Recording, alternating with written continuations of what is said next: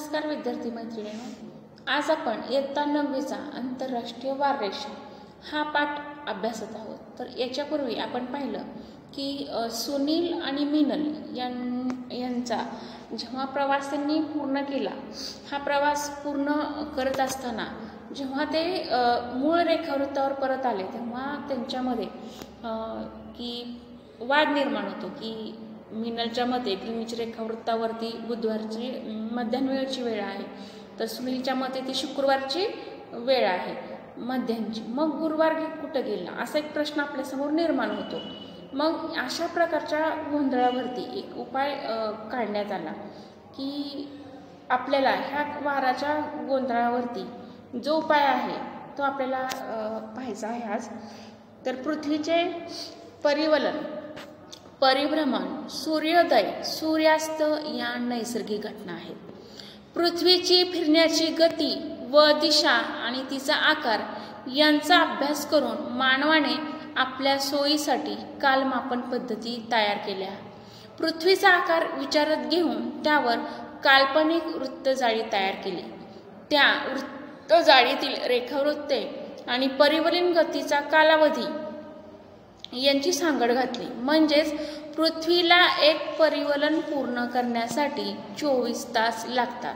म्हणजे पृथ्वीला 360 अंशातून स्वतःभोवती फिरण्यासाठी 24 तास लागतात। की ही जी रेखावृत्त आहेत आपल्या पृथ्वीची ते त्याच्या ह्यानं आणि पृथ्वीची जी परिवलन गती आहे त्यानुसार आपण काय केलेले वेळ आपली ठरवलेली आहे। की पृथ्वी जेव्हा परिवलन करते म्हणजे स्वतःभोवती फिरते, की आपल्याला माहिती आहे की पृथ्वी स्वतःभोवती फिरते ती पश्चिमेकडून पूर्वेकडे फिरते, की त्यामुळं पूर्वेकडील ठिकाणांची वेळ पश्चिमेकडील ठिकाणांपेक्षा नेहमी पुढे असते, तर पश्चिमेकडील ठिकाणांची वेळ पूर्वेकडील ठिकाणांपेक्षा नेहमी मागे असते। की आपण अभ्यासले अगदी ह्याच्यापासून की पृथ्वी जी फिरते स्वतःभोवती तिचं की पश्चिमेकडून ती पूर्वेकडे फिरत असते आणि ही फिरत असताना आपण की ही पश्चिमेकडील जी ठिकाणं आहेत इथली यांची वेळ ह्या पूर्वेकडील ठिकाणापेक्षा नेहमी ही पूर्वेकडील ठिकाणांची वेळ पश्चिमेकडील ठिकाणापेक्षा नेहमी पुढे असते। त्यामुळे इथं आपल्याला सूर्य जो आहे तिथं अगोदर की सूर्योदय अगोदर आपल्याला झालेला पाहायला मिळेल। की आता सुनील आणि मिनल यांच्या वाराबद्दल गोंधळ का निर्माण झाला, की पृथ्वी परिवलन करते वेळी पश्चिमेकडून पूर्वेकडे फिरते, त्यामुळे पूर्वेकडील ठिकाणाची वेळ पश्चिमेकडील ठिकाणांपेक्षा नेहमी पुढे असते। हे लक्षात घेऊन सुनीलच्या प्रवासाचा आपण विचार करूया। आता सुनील इकडं पूर्वेकडे जात आहे, आपण पाहिलं की सुनील जो आहे तो असा पूर्वेकडे जातो। मग पूर्वेकडे तो जात असताना वेळ त्याची वेगवेगळ्या वृत्तावरती पुढे पुढे गेलेली आपल्याला पाहायला मिळेल। की 90 अंश रेखावृत्ताचा जर विचार केला, 90 अंश पूर्व रेखावृत्तावर जर आपण पाहिलं तर इथं सायंकाळचे 6 वाजलेले असतील। सुनील तसाच पूर्वेकडे पुढे जात राहिल्यास की गुरुवारी इथं जर तो इथे 180 अंश रेखावृत्तावरती जर तो आला तर ह्या इथं तर त्याच्या मते इथं रात्रीचे 12 वाजले असतील आणि त्याचा प्रवास जर पुढं चालू राहिल्यास त्याच्या मते 180 रेखावृत्तावर काय झालं शुक्रवार सुरू होईल। की वेळ पुढे गेली, गुरुवारचे रात्रीचे 12 वाजलेत म्हणजे त्याच्या मते इथं काय झालेलं की शुक्रवार सुरू झाला आहे असं त्याचं मत आहे। आणि 90 अंश पश्चिम रेखावृत्तावर त्याच वेळी रेखावृत्तावर शुक्रवार सुरू होईल व 90 अंश पश्चिम रेखावृत्तावर त्याच वेळी शुक्रवारचे 6 वाजले असतील, तर पृथ्वी प्रदक्षिणानंतर सुनील ग्रीनिच रेखावृत्तावर मिनलला भेटेल तेव्हा शुक्रवारची मध्यान्ह झालेली असेल। की त्यानं मागचा वार पकडायला पाहिजे होता परंतु तिथं त्यानं पकडला नाही। आता आपण मिनलचा जर विचार केला, मिनलचा जो प्रवास आहे तिचा प्रवास पश्चिम दिशेकडे चालू आहे आणि पश्चिमेकडे आपण जसं जसं जाऊ तशी तशी पश्चिमेकडील रेखावृत्तावरची वेळ मागे मागे येत असल्याचे आपल्याला जाणवते। आता समजा 30 अंश पश्चिम या रेखावृत्तावर गुरुवारचे सकाळचे 10 वाजले असतील तर 60 अंश पश्चिम रेखावृत्तावर त्याच वेळी गुरुवार सकाळचे 8 वाजले असतील। म्हणजे 2 तासांनी वेळ कशी होते, मागं जाते इथं. म्हणजे मिनल जर तशीच पुढे गेली तर 90° पूर्व रेखावृत्तावर त्याच वेळी बुधवार सायंकाळचे 6 वाजले असतील. आणि जेव्हा ती पृथ्वी प्रदक्षिणा करून पुन्हा ग्रीनिच रेखावृत्तावर येईल तेव्हा तिच्यामध्ये त्यावेळी दुपारची मध्यम झालेली असेल. आता मिनल आणि सुनील यांच्यात पुन्हा भेटल्यावर वारांबद्दल वाद होतो, कारण मिनलच्या मते ग्रीनिच रेखावृत्तावर बुधवारची मध्यांची वेळ आहे, तर सुनीलच्या मते ती शुक्रवारची मध्यांची वेळ आहे. मग गुरुवार गेला कुठे हा प्रश्न निर्माण होतो. अशा प्रकारच्या गोंधळावर जो उपाय काढण्यात आला तो आपण आता पाहणार आहोत.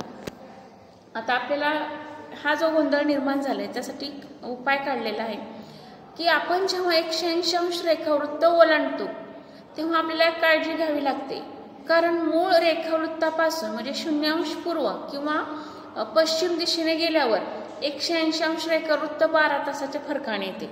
आता समजा तुम्ही इकडून जरी इकडं जायचं म्हटलं तर हे 12 तासाच्या फरकाने येते, आणि इकडून जरी पश्चिमेकडून जरी इकडे 180 रेखावृत्तावर गेलं तरी 12 तासाचा फरकाने हे येतं. म्हणजे त्यामुळे या रेखावृत्ताच्या अनुषंगाने दिनांक व वारामध्ये बदल किंवा समायोजन केले जाते. आता जागतिक संकेतानुसार पृथ्वीवरील दिनांक व वाराची सुरुवात आणि शेवट ही 180° रेखावृत्तावर होते. म्हणून आंतरराष्ट्रीय वार रेषा आखताना खालील बाबी विचारात घ्याव्या लागल्या. त्याच्यामध्ये पहिला आहे म्हणजे तुमच्या प्रवासाची दिशा, आणि दुसरा आहे म्हणजे तुमचा चालू असलेला दिनांक व वार. आता अजून एक उदाहरण आपल्याला इथं दिलेलं आहे की जपानकडून अमेरिकेकडे.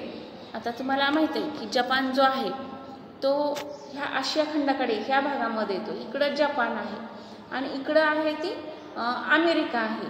आता हा झाला आपला पूर्व भाग आणि हा आहे पश्चिम भाग, हे लक्षात ठेवा. मग तो आता जपानकडून अमेरिकेकडे जात असताना ती आंतरराष्ट्रीय त्यांनी ओलांडली तर तोच दिवस आणि 30 तारीख ग्राह्य धरावी लागते की जेव्हा आपण पश्चिमेकडे पूर्वेकडे प्रवास करतो तेव्हा मागचा वार आपल्याला पकडावा लागतो.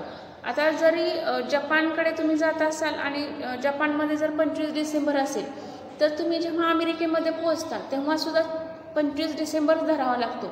म्हणजे तुम्हाला तिथं 26 डिसेंबर धरता येत नाही किंवा 24 डिसेंबर धरता येत नाही, कारण मागचाच वार पकडावा लागतो. त्यामुळे तुम्हाला तिथं 25 डिसेंबरच पकडावा लागणार आहे. आता या उलट जेव्हा तुम्ही अमेरिकेकडून जपानकडे चाललाय, आंतरराष्ट्रीय वार रेषा ओलांडता, मग वार आणि तारीख 1 दिवसाने पुढे न्यावी लागते की जेव्हा तुम्ही पूर्वेकडून पश्चिमेकडे प्रवास करता तेव्हा पुढचा दिवस आपण पकडतो. म्हणजेच जर इथं गुरुवार असेल, उत्तर अमेरिकेमध्ये 25 डिसेंबर आहे आणि गुरुवार आहे, जर तुम्ही जपानमध्ये पोहोचला तिथं आंतरराष्ट्रीय वार रेषा ओलांडून तर तिथं तुम्हाला शुक्रवार आणि 26 डिसेंबर ही तारीख ग्राह्य धरावी लागेल. म्हणजे गुरुवार आणि 25 डिसेंबरच्या पुढचा वार आणि पुढची तारीख इथं आपल्याला गृहीत धरणं आवश्यक आहे. आता इथं अजून एक उदाहरण आपल्याला दिलेलं आहे. तिथं तुम्ही पाहत असाल इथं ही जी रेषा आहे ही आंतरराष्ट्रीय वार रेषा आहे. ही काही सरळ गेलेली नाही. आपण मागच्या तासाला या चर्चा केली होती की 180° रेखावृत्ताला अनुसरून गेलेली आहे, परंतु ती 180° रेखावृत्ताप्रमाणे सरळ नाही. काही भागामध्ये ती पूर्वेकडे, काही भागामध्ये पश्चिमेकडे अशी झुकलेली आहे. म्हणजे का झुकलेले तर 180° जे रेखावृत्त आहे ते काही भागामध्ये काही भूभागावरून सुद्धा गेलेला आहे, परंतु बराचसा भाग जो आहे 180° रेखावृत्ताचा तो महासागरावरून गेलेला आहे की त्यामुळंच हे 180° रेखावृत्त इथं निवडलं गेलेलं आहे. आणि जिथं जिथं भूभाग आहे किंवा जिथं जिथं बेटं आडवी आले आहेत त्याला वगळून ही रेषा पुढे गेलेली, त्यामुळं ही अशी आपल्याला काही पश्चिमेकडे झुकलेली, कधी पूर्वेकडे झुकलेली अशी पाहायला इथं मिळते. आता इथं आपल्याला अजून एक उदाहरण दिले की शामराव की आंतरराष्ट्रीय वार रेषेच्या पश्चिमेकडे, हा जो जपान देश आहे तो पश्चिमेकडे आहे. जे शामराव आहेत ते जपानहून आंतरराष्ट्रीय वार रेषेच्या पश्चिमेकडून 1 तारखेला सोमवारी दुपारी 13 वाजता म्हणजेच 1 वाजता अमेरिकेला म्हणजे आंतरराष्ट्रीय वार रेषेच्या पूर्वेकडे ही अमेरिका आहे तिकडे जाण्यासाठी निघाले. 24 तासाचा प्रवास करून अमेरिकेला पोहोचले. तेथील विमानतळावर तारीख व वार पाहिली असता तेथे त्यांना सोमवार 1 तारखेचे 13 वाजलेले दिसले. ते जेव्हा हे इथून निघाले आणि पूर्ण प्रवास 24 तासाचा करून इथं अमेरिकेला आले आणि इथं मागचा वार आपल्याला पकडायचा आहे. पश्चिमेकडून पूर्वेकडे प्रवास करत असताना आपल्याला पाठीमागचा वार पकडायचा आहे. त्यामुळे इथं सोमवारच असणार आहे आणि 1 तारखेच्या 1च वाजला असणार आहे, कारण 24 तासाचा प्रवास करून ते तिथं पोहोचलेले आहेत. आता परत काय की पुढे अजून काय दिलं की आता हेच उदाहरण की 5 तारखेला शुक्रवार आहे आणि त्या दिवशी 5 तारीख आहे बरोबर 12 वाजता शामराव अमेरिकेवरून कुठं निघालेत? जपानला निघालेत. म्हणजे हे पूर्वेकडून पश्चिमेकडे निघाले आणि 24 तासाचाच हा प्रवास आहे. आणि जेव्हा ते विमानतळावर जपानच्या पोहोचले तेव्हा त्यांना तिथं मात्र शनिवार 6 तारखेचे दुपारचे 12 वाजलेले पाहायला मिळतील. कारण आपण जेव्हा पूर्वेकडून पश्चिमेकडे प्रवास करत असतो आणि आंतरराष्ट्रीय वाररेषा ओलांडली तर आपण जागतिक संकेतानुसार पुढचा वार आणि पुढची तारीख आपल्याला ग्राह्य धरावी लागते.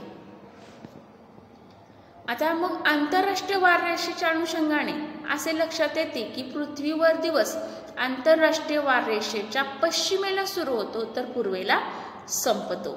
एक लक्षात घ्या की आंतरराष्ट्रीय वाररेषेची जी पश्चिम आहे इथं दिवस संपतो आणि आंतरराष्ट्रीय वाररेषेच्या पश्चिमेला सुरू होतो आणि आंतरराष्ट्रीय वाररेषेच्या पूर्वेला हा दिवस इथं संपलेला आपल्याला पाहायला मिळतो. म्हणजे तिथं सुरुवात झाली 0 वाजले म्हणजे तिथं दिवस सुरू झाला आहे आंतरराष्ट्रीय वाररेषेच्या पश्चिमेला. आता इथं जर आपण भारताचा विचार केला इथं आपला भारत देश आहे. जर तुम्ही इथं खंडाची आकृती पाहिली इथं भारत आहे आपला, बरोबर आहे. मग आपला जर जो दिवस आपण उगवलेला पाहतो की तो भारताच्या पूर्वेकडे उगवलेला आहे, बरोबर आहे. कारण आपला देश आंतरराष्ट्रीय वाररेषेच्या पश्चिम बाजूला आहे. त्यामुळे आपल्याला दिवस जो उगवलेला पाहायला मिळतो तो पूर्वेकडे पाहायला मिळतो.